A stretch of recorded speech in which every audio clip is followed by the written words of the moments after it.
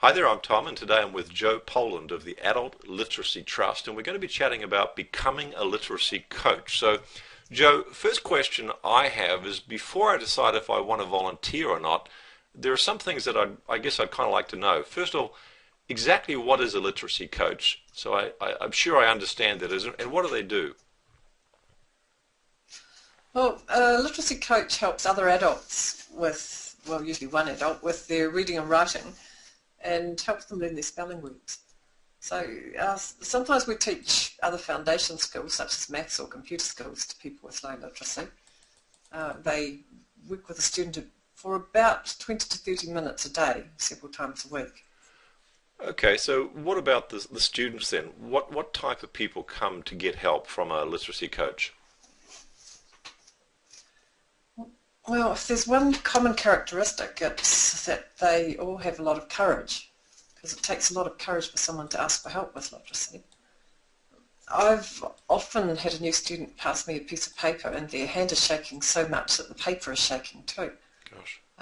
So if we don't get them help fast, then they talk themselves out of it again pretty easily. People feel a lot of shame about their low literacy, and it makes them feel very vulnerable and exposed when they ask for help. They've often been hiding it for years, and sometimes even from their wives or husbands. Wow. So do all the coaches do the same sort of thing, or can you choose? I mean, for example, I wouldn't want to do maths or computer skills. Well, that's fine. You only do what you're comfortable doing. When you apply to be a volunteer coach, you fill out a form saying what you want to help with, and we put that in our records so we remember. But you Okay. can always remind us if we ask you to do something that you don't want to do. Okay, well, look, another question I've got is I'm not an ex-teacher or, anyone highly qualified or flash like that. Maybe I don't have the right skills. You don't have to be an ex-teacher to help an adult learn to read and write. Uh, Coaching is more like what parents do when their kids come home with homework.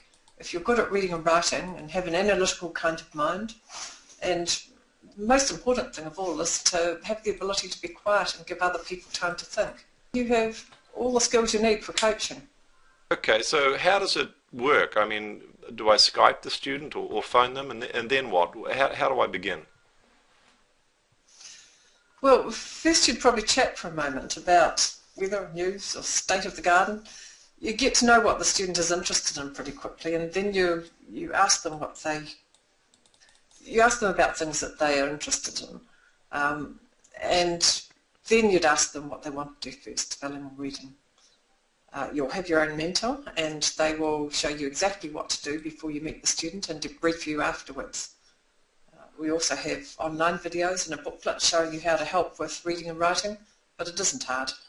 Well, it sounds like there's a lot of support. So the resources I'm going to get include a mentor and what else? We have online resources that you can access, plus a great list of online sites with resources. But as you've already mentioned, the best resource you've got is your mentor.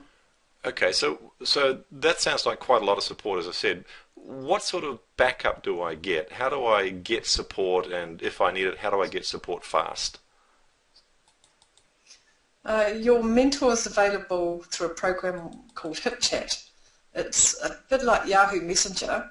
You can chat by a typing kind of chat in real time and leave a message, and so if the mentor is there online, they'll reply straight away. Otherwise, you leave a message and you get a reply a bit later in the day. You can share files on HipChat as well if you want to. On HipChat, there's a place where you can chat with other literacy coaches as well. So from time to time, we'll have a meeting of coaches, an online meeting, so you can get to know them. And then it's quite good to chat with another literacy coach about how you're getting on, ideas they've had, ideas you've had. Right. And you can always ring the office and get support from us. That sounds great. So how much will I know about the student before I start? You'll be told what kind of problems they have and what would be a good place for them to start.